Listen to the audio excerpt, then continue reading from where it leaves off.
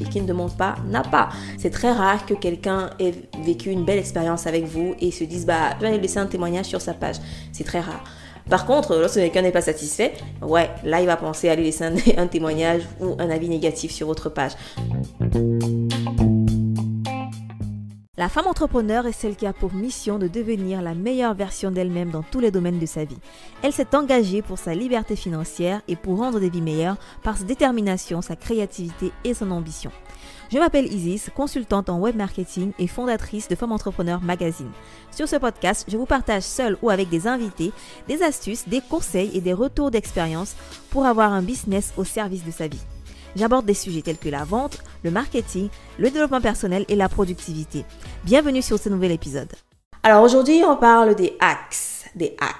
On va mettre le S. On parle des hacks, 5 hacks pour booster votre clientèle sur le court et moyen terme. Pas sur le long terme, sur le court et moyen terme. Je tiens à faire la précision parce que les actions qu'on va mettre en place pour vendre sur le long terme vont être très différentes. Alors, c'est quoi le hack et pourquoi ce terme? Le hack, pour moi, c'est un terme que j'ai choisi pour désigner une action qui demande peu d'efforts, mais qui produit un haut impact. C'est comme la règle de Pareto, c'est les 20% des actions qui vont produire 80% des résultats. Et aujourd'hui, dans cet épisode, je vais vous parler de 5 actions, 5 hacks qui vont vous aider à booster votre clientèle. Avant de commencer, j'ai voulu aborder ce sujet parce que nous sommes en pleine fin d'année et qui dit fin d'année dit période où il y a parfois des promotions, période où on veut booster la clientèle, période où on veut finir l'année en beauté, période où on va offrir par exemple des promotions, des soldes à son audience, période aussi où on va peut-être commencer à se préparer pour un lancement qui aura lieu début d'année prochaine, mais aussi parce que je suis en pleine organisation de la masterclass Révèle ton offre, une masterclass gratuite pour créer une offre irrésistible. Si vous êtes dans l'univers du coaching, du consulting, si vous êtes formateur, édupreneur, donc entrepreneur de l'éducation, si vous êtes freelance, cette masterclass est parfaite pour vous.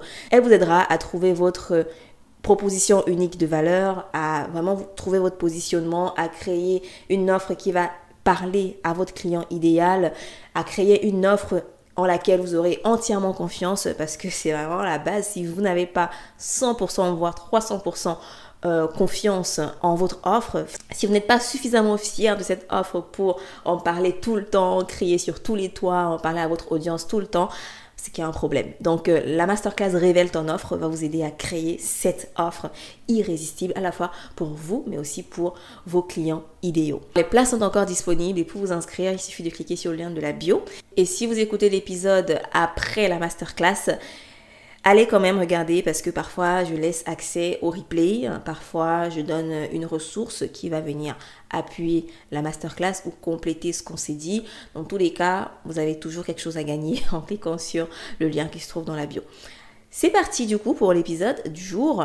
5 hacks pour booster votre clientèle. Le premier hack, c'est de cultiver des relations avec vos clients. On n'y pense pas souvent, mais les personnes les plus susceptibles d'acheter chez vous, ce sont vos clients actuels. Il y a une étude d'ailleurs qui prouve que les personnes qui ont déjà acheté une offre chez vous ont 4 fois, voire plus de chances de revenir acheter vos autres produits. Donc, cultivez vos relations avec vos clients existants. Répondez à leurs besoins avec un service de qualité. Montrez-leur que vous êtes là avec eux, que leur expérience ne s'arrête pas après l'offre, le produit, le service qu'ils ont acheté chez vous déjà. C'est ça les personnes qui sont déjà à un niveau évolué, avancé de relation avec vous, qui vous connaissent, qui vous apprécient et qui vous font confiance parce qu'elles ont déjà acheté vos offres. Donc, cultivez ces relations avec vos clients. Petit exercice que vous pouvez faire, c'est simplement envoyer un message à vos anciens clients juste pour prendre de leurs nouvelles, pour savoir comment ils évoluent, pour savoir en quoi vous pouvez les aider, etc. Ça peut déclencher des conversations qui peuvent aboutir à de nouvelles ventes. Et même si ça n'aboutit pas à de nouvelles ventes, ce sont les personnes qui pourront vous laisser des témoignages si elles ont apprécié votre service ou vos produits.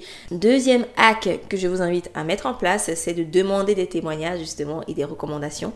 Encouragez vos clients satisfaits ou même ceux qui ont consommé votre contenu gratuit à laisser des avis positifs et à recommander vos services ou votre accompagnement ou votre formation.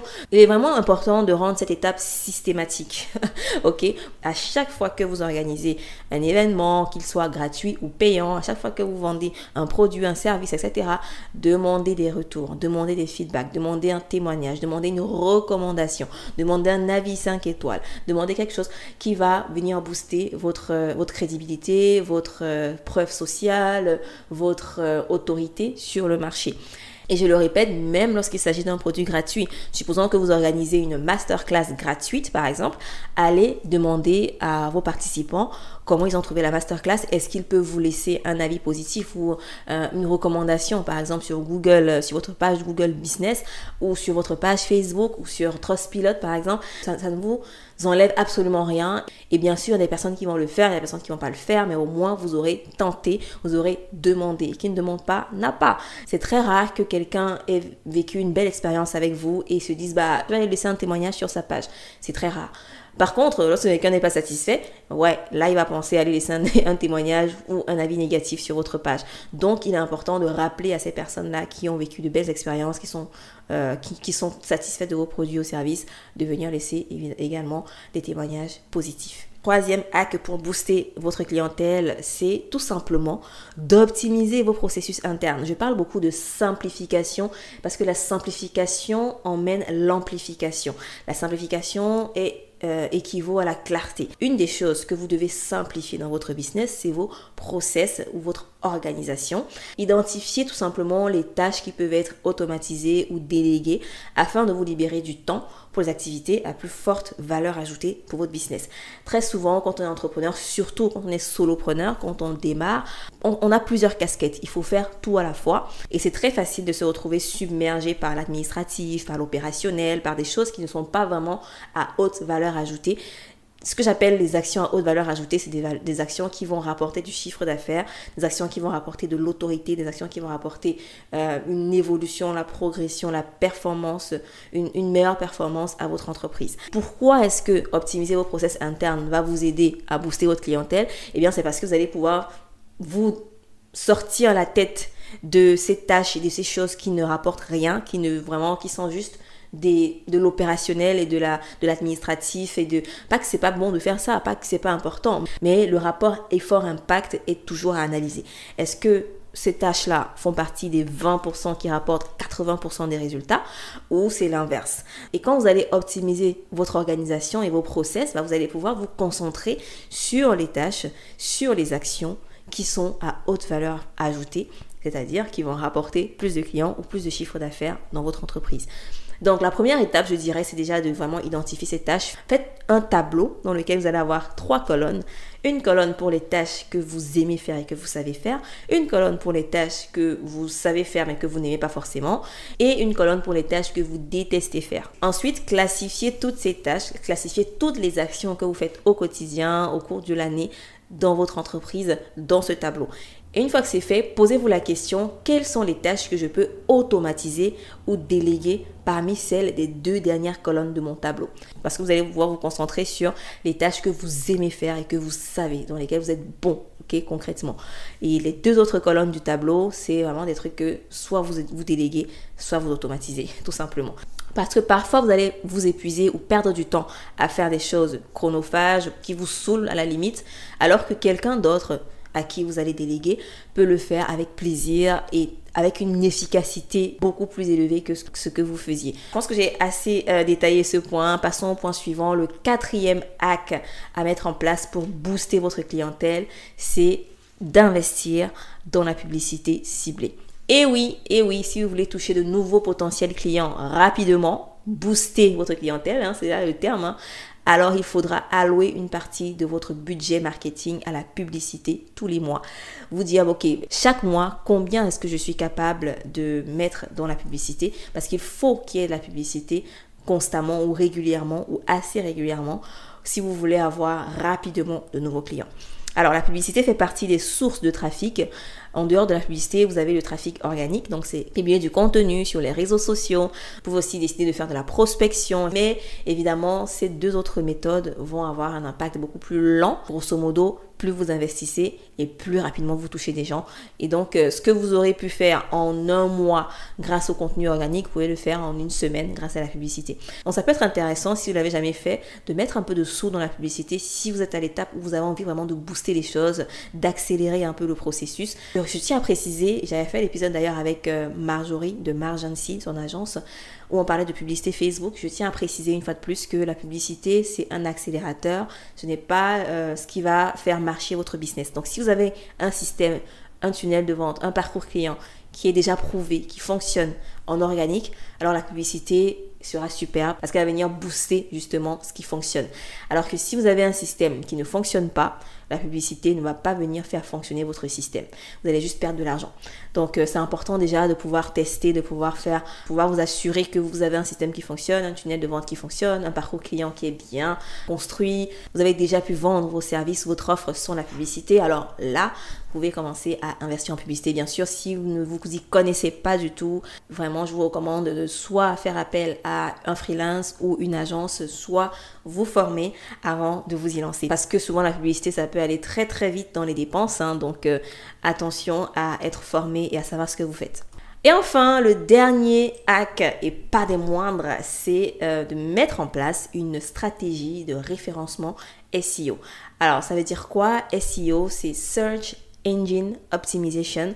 Concrètement, c'est le fait d'optimiser votre contenu pour les moteurs de recherche.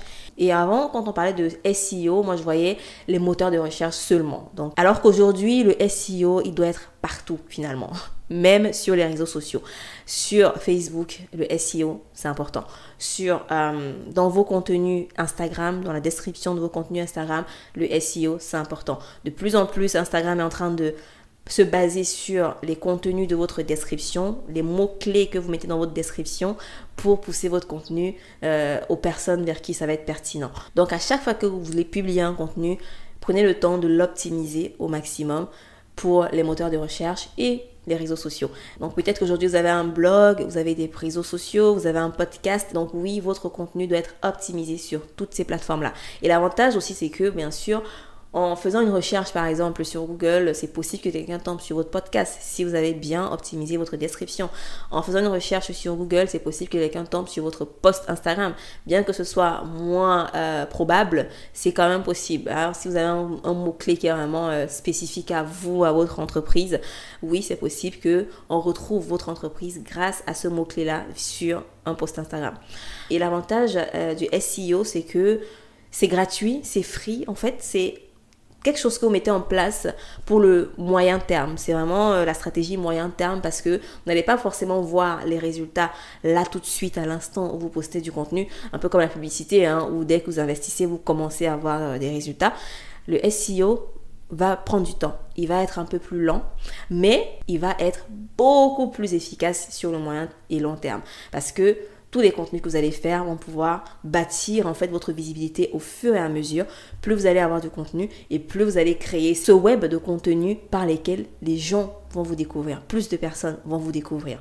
Ça peut être un blog, une page Pinterest, une page Instagram, un podcast, etc. Donc ne vous dites pas que quand vous publiez un contenu sur une page aujourd'hui ou sur votre blog ou sur votre podcast, c'est fini, il est mort. Après une semaine, les gens ne s'y intéressent plus. Non, en fait, si vous avez optimisé ce contenu pour les moteurs de recherche, c'est probable que dans 5 ans, quelqu'un trouve votre épisode de podcast grâce justement à un mot-clé ou à une phrase clé ou à une recherche qu'il a faite.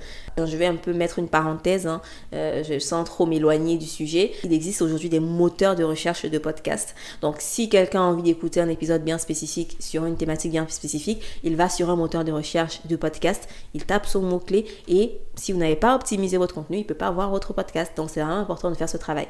Un moteur de recherche de podcast, par exemple, c'est Listen Notes.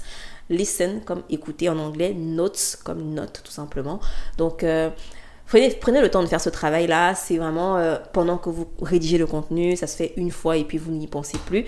C'est encore plus efficace quand vous avez des contenus evergreen, c'est-à-dire des contenus qui vont pas s'expirer avec le temps, des sujets qui vont être tout le temps d'actualité. Et c'est aussi en ça que la niche du développement personnel est puissante, parce que un contenu en développement personnel qui est publié aujourd'hui en 2023 va encore être recherché dans 5 ans, dans 10 ans, etc. parce que c'est un sujet intemporel, contrairement à des contenus, par exemple, qui touchent à des thématiques qui changent beaucoup, qui évoluent beaucoup avec le temps, notamment la technologie, les cryptos, etc. Donc, c'est des sujets, en fait, qui vont être très saisonniers ou temporels. Donc, le contenu que vous avez publié aujourd'hui va pas forcément être pertinent dans 5 ans, etc. Même quand vous êtes sur une des thématiques qui sont, entre guillemets, temporelles ou saisonnières, posez-vous quand même la question, comment est-ce que là-dedans, je peux créer des contenus evergreen, des contenus qui vont pas expirer d'ici X temps, parce que les gens vont toujours rechercher ces sujets-là. Je prends un exemple tout banal. Vous êtes dans la niche de l'IA aujourd'hui. Vous publiez des articles sur ChatGPT, la nouveauté, les fonctionnalités de ChatGPT. D'ici 10 ans, les fonctionnalités de ChatGPT qu'on a aujourd'hui vont peut-être plus être les mêmes. Donc, votre contenu, votre article de blog, votre épisode de podcast ne va plus être pertinent. Alors que si vous publiez un contenu dans lequel vous allez parler de l'intelligence artificielle dans son entièreté, globalement, ou des prédictions que vous faites, comment est-ce que vous voyez, comment est-ce que vous vivez cette transformation avec l'IA, ce contenu-là, lui, pourra encore être pertinent d'ici 5 ans. C'est vraiment important de faire ce bon mix entre les contenus evergreen et les contenus tendance ou d'actualité. Donc voilà les hacks pour booster votre clientèle. Point numéro 1, vendez à vos clients existants.